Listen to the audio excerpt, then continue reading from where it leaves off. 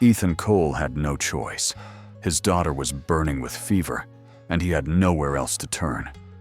So he brought her to work, hid her in an empty office, and prayed no one would notice. But when Lily's cries echoed through the executive floor, he ran. What he found stopped him cold. Victoria Hale, the most feared CEO in the building, was holding his daughter in her arms. Not with anger, with something else entirely. 3 weeks later, she made him an offer no one saw coming. Marry me. Why him? 3 weeks earlier, Ethan Cole woke to the sound of his daughter crying. It was 4 in the morning, and the small apartment was dark, except for the glow of the street lamp bleeding through the thin curtains. He reached for Lily before his eyes fully opened, his hand finding her forehead in the crib beside his bed. She was burning. Not warm. Burning. His chest tightened as he lifted her, feeling the heat radiate through her cotton onesie. 8 months old, and she was all he had left in this world. His wife, Sarah, had been dead for 5 months now. A car accident on a rainy night, the kind of tragedy that happened to other people until it happened to him. But Sarah's death was not the only thing Ethan was running from. Her family, the Harringtons, were wealthy, connected, and dangerous. They had never approved of him, a nobody with no money and no name. And when Sarah died, they made their intentions clear. They wanted Lily. They believed the child belonged with them, raised in their world of power and privilege, not in a cramped one-bedroom apartment with a father who could barely afford daycare. Ethan had taken Lily and disappeared. New city, new name on the lease. A low-level data entry job at Hale Industries, one of the largest corporations on the East Coast. He kept his head down, did his work, and never drew attention to himself. That was the only way to survive. If the Harringtons found him, they would use every lawyer, every judge, every resource at their disposal to take his daughter. And Ethan would lose the only thing that still made him want to wake up in the morning. He held Lily against his chest and checked her temperature with the digital thermometer he kept in the nightstand drawer. 103.6 degrees. His stomach dropped. He gave her infant acetaminophen, changed her diaper, and walked her around the apartment until the sun came up. By 7, the fever had dropped slightly, but Lily was still fussy and hot to the touch. He called the daycare and explained the situation, hoping they would make an exception just this once. The woman on the phone was polite but firm. Company policy did not allow children with fevers above 100 degrees. He would need to keep Lily home until she was fever-free for at least 24 hours. Ethan thanked her and hung up, staring at his phone as if it had betrayed him. He had no family nearby, no friends he could call on such short notice, no backup plan for moments like this. Then his phone buzzed with an email notification. He opened it and felt the blood drain from his face. The message was from his supervisor, marked urgent. All personnel assigned to the Meridian project were required to report to the office by 9 that morning for an emergency review session. Attendance was mandatory. Anyone who failed to appear without prior approval would face immediate termination. The email was signed with a single line at the bottom. This directive comes directly from the CEO's office, Victoria Hale. Even her name carried weight. Ethan had never met her, had only seen her from a distance during company-wide meetings. She was young for a CEO, maybe mid-30s, with sharp features and a reputation that preceded her everywhere she went. Cold, ruthless, brilliant, the kind of woman who built an empire by never showing weakness and never tolerating failure. Employees whispered about her in the break room, always careful to lower their voices as if she might somehow hear them. No one wanted to be on her radar. No one wanted to give her a reason to notice them. Ethan sat on the edge of his bed, Lily whimpering in his arms, and faced the impossible choice in front of him. If he stayed home, he would lose his job. Without income, he could not afford the apartment, the daycare, the formula, the diapers. And if he could not provide for Lily, the Harringtons would have all the ammunition they needed to take her away. A judge would look at his situation and see an unfit father, a man who could not even keep a steady job. He would lose everything. But if he brought Lily to work, he would be violating company policy. Children were not allowed in the building. If anyone found out, he would be fired on the spot. The risk was enormous. One wrong move, one crying fit at the wrong moment, and his career at Hale Industries would be over. He looked down at his daughter. Her eyes were glassy with fever, her tiny hand gripping his shirt. She trusted him completely, had no idea how fragile their world really was. Ethan made his decision. He would bring her. He would find a way to make it work. He had no other choice. By 8:30, Ethan was walking through the lobby of Hale Industries, with Lily hidden in an oversized messenger bag. He had dressed her in quiet clothes, given her another dose of medicine, and fed her a bottle to keep her calm.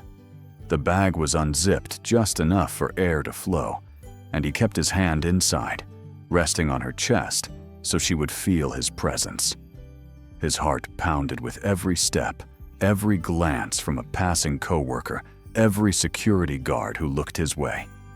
The elevator ride to the 14th floor felt like an eternity. When the doors opened, Ethan moved quickly through the hallway, scanning for empty rooms. Most of the offices were occupied, filled with employees preparing for the review session.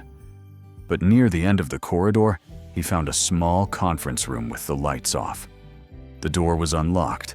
He stepped inside, set the bag down on a chair, and lifted Lily out carefully. She blinked at him, still drowsy from the medicine, and he arranged a makeshift bed for her using his jacket and the cushions from the chairs. He knelt beside her and pressed his lips to her forehead. Still warm, but not as hot as before. The medicine was working. He just needed a few hours to get through the meeting, to do his job, to prove he was reliable. Then he could take her home and no one would ever know. Ethan whispered that he would be right back, that she needed to be quiet and sleep, that Daddy loved her more than anything in the world. Lily's eyes fluttered closed, and he backed out of the room, leaving the door slightly ajar so he could hear if she cried. He checked his watch. 8:47. The meeting started in 13 minutes. He straightened his tie, took a deep breath, and walked toward the main conference hall. He did not know it yet, but he had just stepped into the life of Victoria Hale. And nothing would ever be the same again. The meeting room was already filled with anxious employees when Ethan arrived. He found a seat near the back, keeping his phone on silent but checking it every few seconds for any sound from the baby monitor app he had installed. The room hummed with nervous energy. Everyone knew what was at stake. The Meridian Project was the company's biggest initiative of the year, and Victoria Hale had made it clear that failure was not an option. At exactly 9 o'clock, the door at the front of the room opened, and Victoria walked in. The room fell silent immediately. She wore a charcoal blazer over a black dress, her dark hair pulled back in a sleek ponytail. Her eyes swept across the room like a general surveying her troops, cold and assessing. She did not smile. She did not greet anyone. She simply took her place at the head of the table and began speaking.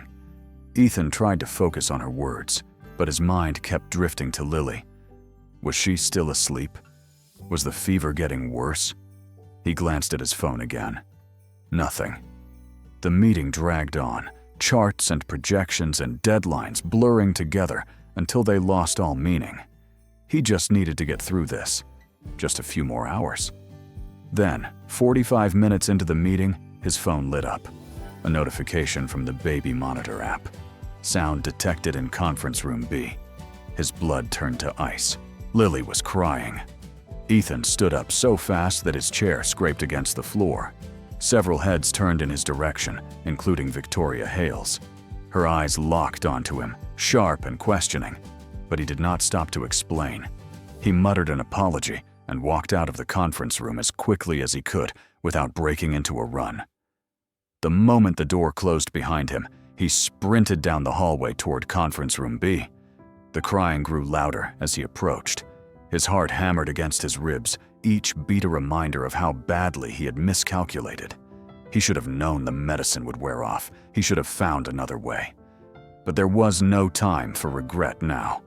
He pushed open the door, ready to scoop Lily into his arms and disappear before anyone else heard her. But he was too late. Someone had already found her. Victoria Hale stood in the center of the room, her back to the door, holding Lily against her chest. The baby had stopped crying. Ethan froze in the doorway, unable to move, unable to breathe.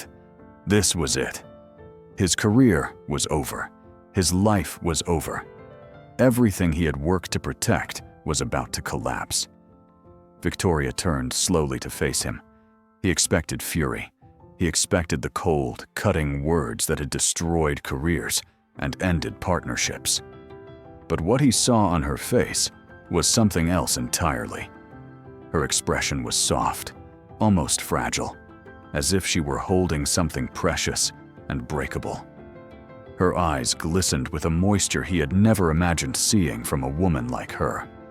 She looked at Ethan, then back at Lily, then at Ethan again.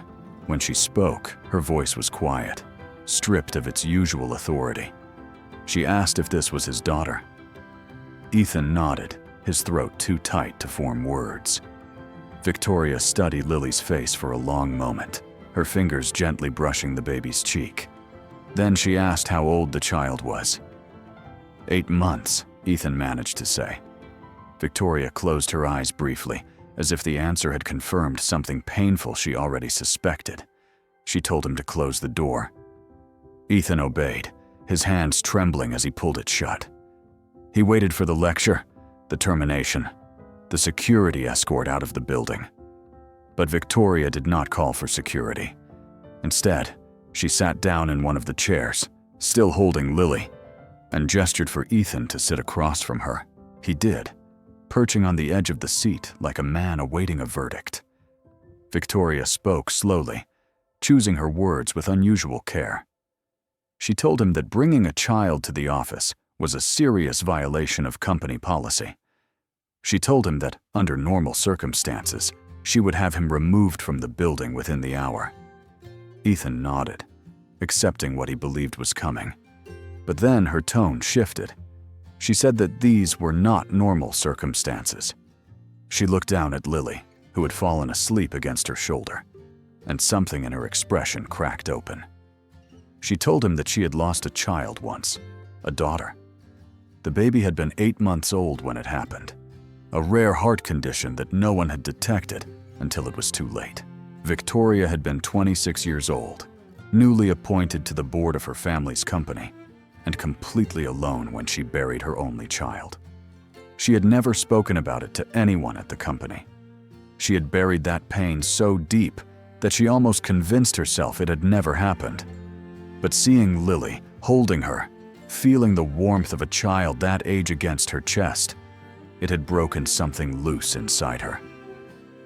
Ethan did not know what to say. He had prepared himself for anger, for consequences, for the end of everything. He had not prepared himself for this. He sat in silence as Victoria composed herself, her walls rebuilding brick by brick, until her face was once again the mask of control he recognized. But something had changed between them. He had seen behind the mask, and she knew it. Victoria made him an offer. She told him he could continue bringing Lily to work, but not hidden in empty conference rooms. There was a private lounge adjacent to her office suite on the executive floor, rarely used, with a comfortable couch and a door that locked. Lily could stay there during work hours, and Ethan could check on her whenever he needed. In exchange, Victoria wanted him transferred to her floor as her administrative assistant. She needed someone reliable, someone discreet, someone who understood what it meant to protect something precious at all costs. Ethan accepted without hesitation. He did not fully understand why she was helping him, but he was in no position to refuse. The next morning, he reported to the executive floor with Lily in his arms, and Victoria showed him the lounge herself. It was small but comfortable, with soft lighting and a window that overlooked the city. She had already arranged for a portable crib to be delivered, along with a changing table and a small refrigerator for bottles. Ethan stared at the room, overwhelmed by a generosity he had not expected and did not feel he deserved. The weeks that followed were unlike anything Ethan had experienced. Working on the executive floor meant working closely with Victoria, and he quickly learned that the woman behind the legend was far more complicated than he had imagined. She was demanding, yes, and her standards were impossibly high, but she was also fair, decisive, and strangely protective of the people in her inner circle. She remembered the names of every employee she interacted with. She noticed when someone was struggling and quietly arranged for support without making a spectacle of it. She was not the monster the rumors made her out to be. She was a woman who had learned to survive by becoming harder than the world around her.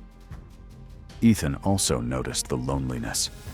Victoria worked 14-hour days, ate most of her meals alone at her desk, and rarely spoke about anything personal. She had no family photos in her office, no mentions of friends or partners, no life outside the company that he could see. The only time her guard came down was when she visited Lily in the lounge. She would stand in the doorway, watching the baby sleep, and for a few moments, the hardness would leave her face. Ethan pretended not to notice, but he filed those moments away in his memory, like evidence of something important. He also lived with a constant undercurrent of fear. Every morning, he scanned the lobby for unfamiliar faces. Every night, he checked the locks on his apartment door twice before going to bed.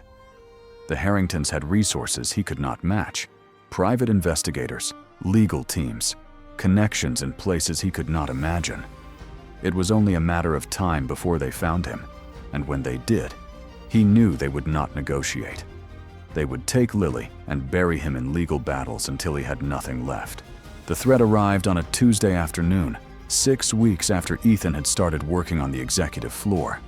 He was in Victoria's office, reviewing her schedule for the following week, when his phone buzzed with a text message from an unknown number. The message was simple and devastating. "We know where you are. We know where she goes to daycare. This ends now, or we take her legally and publicly. Your choice." Ethan's face went pale. Victoria noticed immediately. She asked what was wrong, and when he could not answer, she took the phone from his hand and read the message herself. Her expression did not change, but something shifted in her eyes. A cold, focused intensity that reminded Ethan why people feared her. She asked who sent it. Ethan told her everything. He told her about Sarah, about the Harringtons, about the way they had tried to take Lily after the funeral. He told her about running, about hiding, about the constant terror of being found. He expected her to be angry that he had kept this from her. He expected her to distance herself from the liability he represented. Instead, she picked up her phone and made a call. Over the next 72 hours, Ethan watched Victoria Hale dismantle the Harrington threat with surgical precision. She called in favors from lawyers, politicians, and media executives. She had investigators dig into the Harrington family's business dealings and surface enough questionable activity to make any custody battle a public relations nightmare. She arranged for a family court judge, someone she had gone to law school with, to review Ethan's case and issue a preliminary ruling that his parental rights were not in dispute. By Friday afternoon, the Harringtons had withdrawn their threat and agreed to cease all contact, their lawyers advising them that pursuing the matter further would cost them far more than they were willing to pay. Ethan sat in Victoria's office after it was over, stunned and speechless. He asked her why she had done all of this for him. He was nobody. A data entry clerk she had promoted on a whim. He had nothing to offer her in return. Victoria looked at him for a long moment before answering.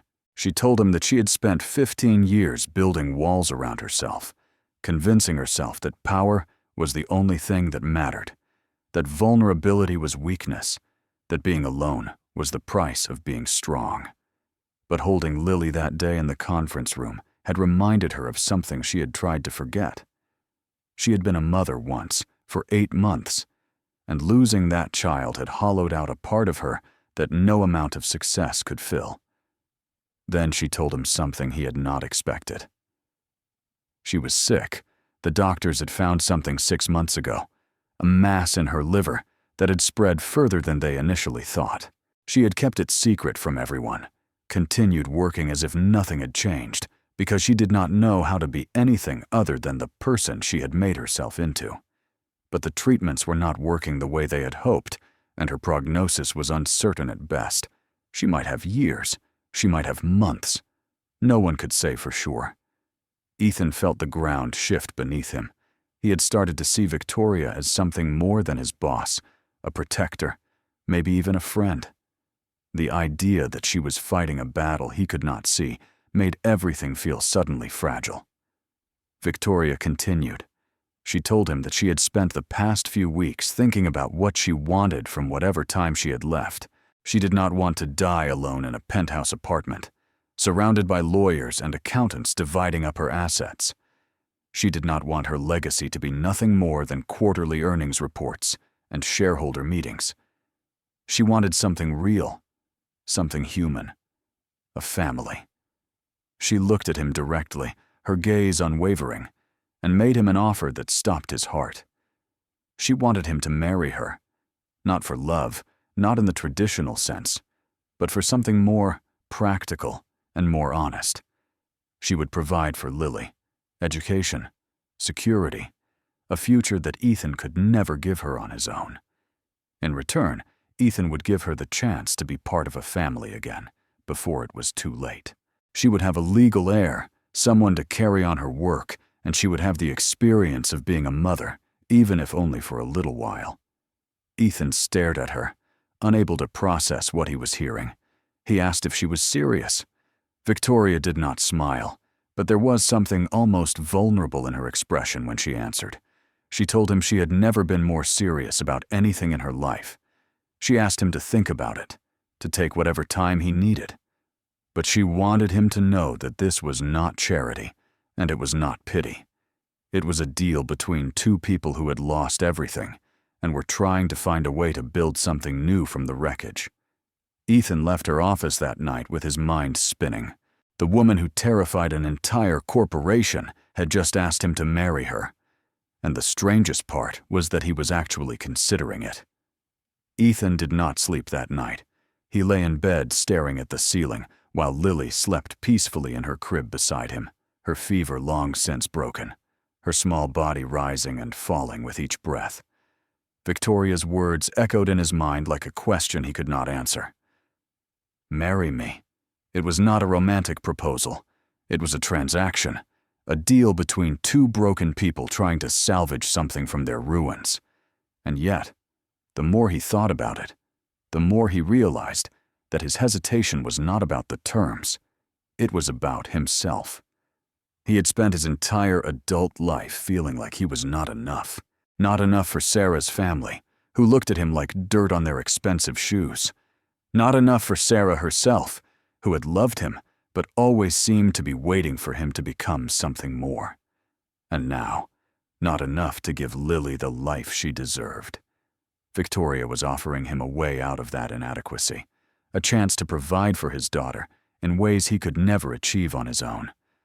But accepting her offer felt like admitting defeat, like selling the only thing he had left, his dignity. He thought about what it would mean to say yes. He would become the husband of one of the most powerful women in the country. People would assume he was after her money, her status, her influence.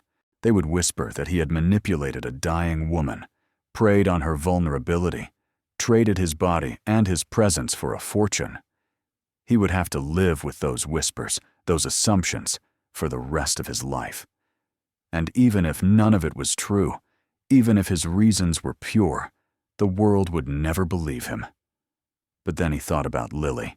He thought about the Harringtons, temporarily silenced, but not gone. He thought about the fragile life he had built, held together by luck and desperation. Victoria had already proven that she could protect them in ways he could not. Without her, they were vulnerable. With her, they had a chance. The next morning, Ethan went to Victoria's office before the workday began. She was already there, as she always was, reviewing documents with a cup of black coffee cooling beside her. She looked up when he entered, and for a moment, he saw something flicker across her face. Hope, maybe, or fear.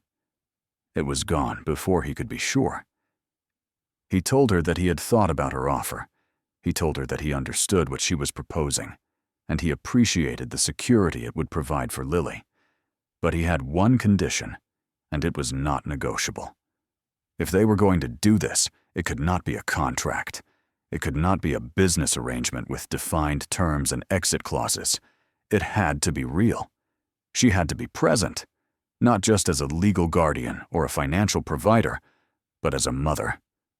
She had to try, genuinely try, to love Lily and to let Lily love her back. And she had to fight. Whatever the doctor said, whatever the prognosis, she had to fight to stay alive. Because he was not going to explain to his daughter someday that her mother gave up. Victoria listened without interrupting. When he finished, she was quiet for a long time. Then she stood up, walked around her desk, and stopped in front of him. She looked smaller up close, more human than the legend suggested. She told him that she did not know if she remembered how to be soft. She did not know if she could be the kind of mother Lily deserved. But she would try. She gave him her word. They were married 3 weeks later in a private ceremony at the courthouse. No press, no announcements, no fanfare. Just the two of them, Lily in Ethan's arms, and a judge who owed Victoria a favor. When it was over, Victoria looked at the simple gold band on her finger, as if she could not quite believe it was there. Ethan felt the same way. The months that followed were an adjustment for everyone. Victoria moved them into her penthouse apartment, a sprawling space on the 42nd floor with views of the entire city. Ethan had never lived anywhere so large or so empty. The furniture was expensive, but impersonal, chosen by decorators rather than inhabitants. There were no family photos, no signs of a life lived within these walls. It felt more like a museum than a home. But slowly, things began to change. Lily's toys appeared in the living room, then spread to the hallway, then colonized the kitchen. Victoria, who had never cooked a meal in her life, started learning how to prepare baby food, her hands awkward but determined as she followed recipes on her tablet. She cut her work hours, delegating responsibilities she had always insisted on handling herself. She came home for dinner, sat on the floor to play with Lily, read bedtime stories in a voice that grew more confident with each passing night. Ethan watched the transformation with something between wonder and disbelief. The woman who had terrified an entire corporation was now crawling around the living room, making animal sounds to make a baby laugh. The walls she had built over 15 years were coming down, brick by brick, and what emerged from behind them was someone he had not expected. Someone gentle, someone lonely, someone who had been waiting her whole life for permission to be loved. 5 months after the wedding, on a quiet Sunday morning, it happened. Victoria was sitting on the couch with Lily in her lap, pointing at pictures in a board book and naming the animals. Ethan was in the kitchen making coffee, half listening to their voices. Then Lily looked up at Victoria, reached for her face with a chubby hand, and spoke a single word. "Mama." The kitchen went silent. Ethan turned to see Victoria frozen in place, her eyes wide, her lips parted. Lily said it again, clearer this time, as if proud of her new discovery. "Mama." Victoria's composure shattered. She pulled Lily close, buried her face in the baby's hair, and began to cry. Deep, shaking sobs that seemed to come from somewhere she had locked away years ago. Ethan walked over and sat beside them, wrapping his arms around both of them, and for the first time, they felt like a family. 2 weeks later, Victoria had a follow-up appointment with her oncologist. Ethan offered to come with her, but she insisted on going alone. She had always faced her battles privately, and some habits were harder to break than others. He spent the morning at home with Lily, trying not to check his phone every 5 minutes, trying not to imagine the worst. When Victoria came through the door that afternoon, her face was unreadable. Ethan stood up, his heart pounding, bracing himself for whatever she was about to say. She walked toward him slowly, and then she did something he had never seen her do. She smiled. Not the polished, professional smile she used in board meetings. A real smile, wide and unguarded and slightly disbelieving. She told him that the doctors had made a mistake. The original imaging had been misread. The diagnosis rushed because of a technician's error. There was no cancer. The mass they had found was benign, and it had already begun to shrink on its own. She was not dying. She was going to live. Ethan did not know whether to laugh or cry. He pulled her into his arms and held her while she trembled against him, all the fear and tension of the past year draining out of her body. She kept saying that she did not understand, that she had spent so long preparing to die that she did not know how to prepare to live. Ethan told her that she did not have to prepare. She just had to stay. In the years that followed, Victoria transformed Hale Industries from the inside out. She implemented family leave policies, mental health resources, and flexible schedules for employees with children. She stepped back from the day-to-day operations, appointing a CEO she trusted so she could spend more time at home. The woman who had once been feared for her coldness became known for her fairness, her vision, and her unexpected humanity. Ethan never went back to data entry. He finished the degree he had abandoned years ago and eventually took a position in the company's community outreach division, helping other single parents find the support they needed. He was no longer afraid, not of the Harringtons, not of poverty, not of the future. He had built something real, and he intended to protect it. Lily grew up knowing 2 parents who loved her fiercely. She never learned the full story of how they came together until she was much older, and when she did, she understood something important. Sometimes the things that save us do not look like salvation.